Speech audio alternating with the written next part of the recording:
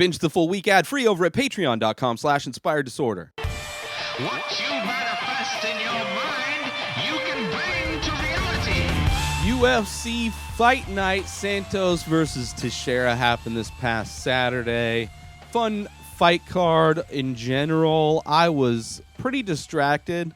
It was the same day that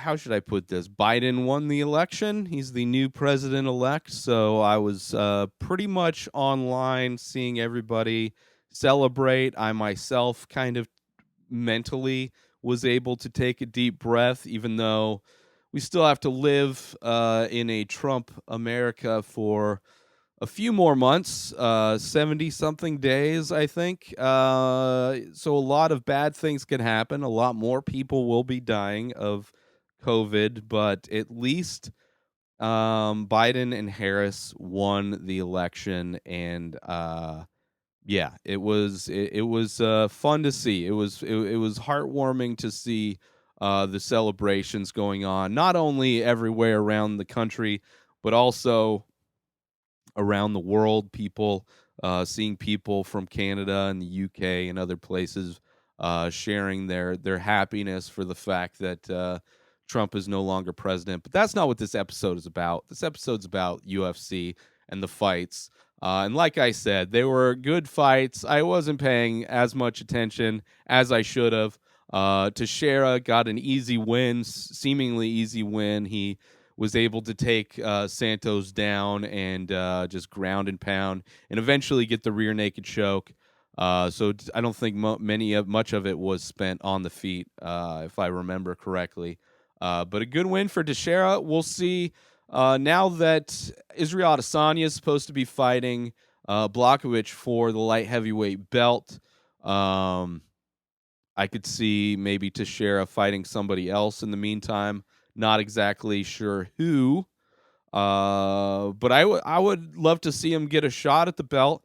Maybe the Adesanya thing doesn't go through or something like that. Who knows? I mean, I don't think anything's been signed yet specifically for that fight. So, but good win for Teixeira. I didn't think he was gonna win necessarily. He's just got a lot of miles on the clock.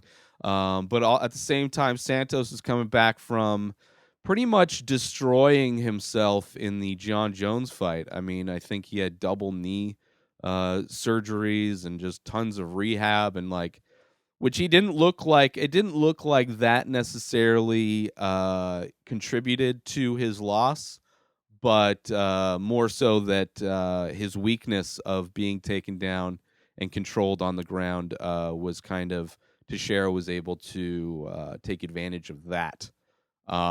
And Teixeira is just, I mean, he has a lot of miles on the clock, but he's got the IQ, the fight IQ and experience to have a good game plan, and he executed it, and it looked great. Arlovsky won his fight via decision against Tanner Boser. It was an okay fight.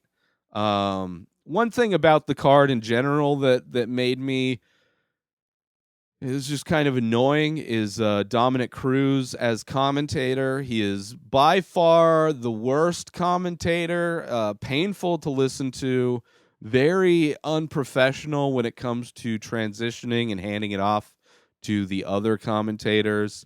He sounds the way he's a brilliant MMA mind. Don't get me wrong. I think he's amazing. After the fights, breaking down fights, kind of breaking down what people should do. I just think for calling live fights, he is horrible. He should be doing the Dana White Contender Series instead of Michael Bisping. Michael Bisping should be Dominic Cruz should be on the low end fight cards, if at all. If they're going to use him, if they have to use him, put him on he's just bad. I can't understand how anybody in the production of the UFC can justify listening to him. I mean, he doesn't complete his sentences, right? He doesn't. He contradicts himself one sentence after the next. He will say somebody's the weight cut Like their cardio is amazing. Look at their cardio, and then the next sentence is like, "Oh, he looks so gassed. Look at that. Look, you can tell he's gassed now because it's like you just said his cardio looked amazing. That clearly that like there's so many examples of like how mind-blowing it is to have to like listen to him speak. And I'm not doing a much better job now, but I'm also not employed by the UFC to call fights live on air. I don't understand how the production of the UFC can justify it.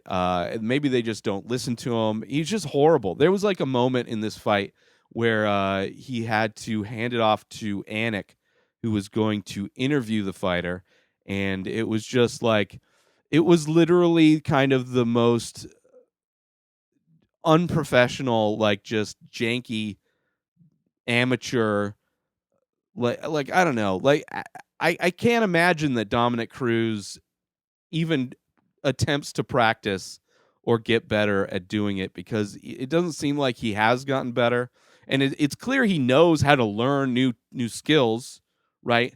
But as far as commentating live, he is just it's painful. It's painful. So watching the fights, I was constantly like annoyed by having to listen to his mouth move. Meanwhile, John Anik is like the pro of pros. Like he could, I would rather listen to John Anik just do the whole fight himself. Just even though he may not know the specific moves and things like that. I prefer listening to a professional do his job than somebody who's like pretending to be a professional. Um, but Arlovsky got a decision that I didn't necessarily agree with. I thought Tanner won it. But Tanner Bozer, I thought he won it. Wasn't a particularly fun fight in general. I wasn't like it didn't feel like a robbery. I could see it going either way, but I didn't see Arlovsky really doing much. I didn't agree.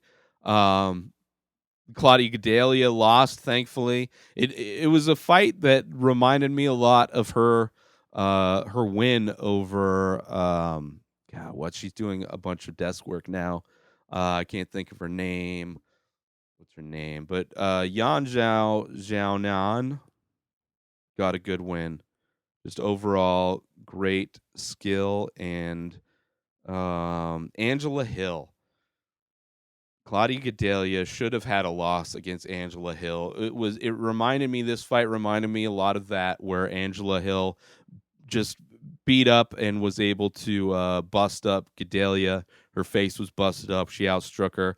This one, Zhao Nan, also had some good grappling. But yeah, it's going to a decision. It was like I was almost expecting Gadelha to get another decision based on a poor performance. But yeah, overall, it was a fun night of fights. But I was kind of unplugged from it mentally because of the good news that Trump lost the election. So next week is another fight night. Not a whole lot of names sticking out as far as who. Oh yeah, and the past fight, Darren Elkins got a good win too. I love seeing Darren Elkins. He was like, there's moments where he was losing that fight, just like losing on the stand up, but his grindy style just it paid off and pays off constantly. But next week we get to see the guy that everybody's hyping up, which I'm still not convinced of. Islam Makhachev is fighting Rafael dos Anjos. It's like they're planning this guy's fights like multiple fights in the future.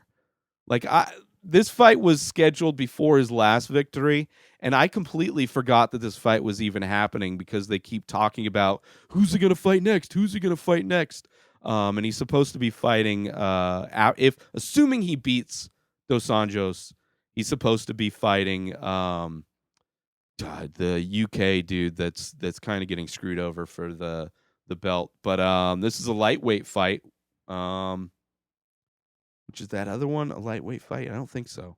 But yeah, we'll see. We'll see how Islam looks against. This will be like I would say the most legitimate test for him because Dos Anjos is he's been the upper echelon of the division for a long time. So I think it'll be a legitimate test to see if Makhachev can get it. And Dos Anjos is great on the ground, so we'll see just a well-rounded fighter overall. So we'll see if Makhachev has the ease of victory that he's had in the past.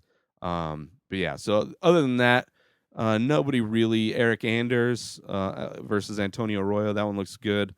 Ashley Yoder is back in the prelims. Ronda Marcos versus Kanako Murata. Louis Smolka, which I'm kind of surprised. I can't remember the last time he's won. But yeah, that's next week. Another fight night from the Apex before pay-per-view, which I'm looking forward to the pay-per-view, but hopefully next week's card I'll be able to focus, and hopefully it'll be a great night of fights. Looking forward to that. Then make sure you support our sponsor, Amazon Prime. Get yourself 30 days free of Amazon Prime. It's the service that keeps on giving, whether you want to stream movies, TV shows with Amazon Prime, all the movies and TV shows that are available there, or you want to borrow Kindle books. Maybe you're into reading. Borrow some Kindle books. Get your read on.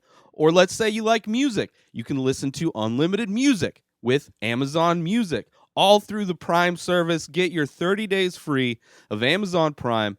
Signing up now through my link, inspireddisorder.com/prime. And of course, you get your free 2-day shipping along with all of the other benefits. inspireddisorder.com/prime. New episodes of The Ray Taylor Show come out every single day. Subscribe on IGTV, YouTube, and everywhere else podcasts are found. Binge the full week ad-free over at patreon.com/inspireddisorder. Buy Ray Taylor Show merch over at inspireddisorder.com and follow the show on Instagram at Ray Taylor Show. Have a wonderful day, everybody. Peace out!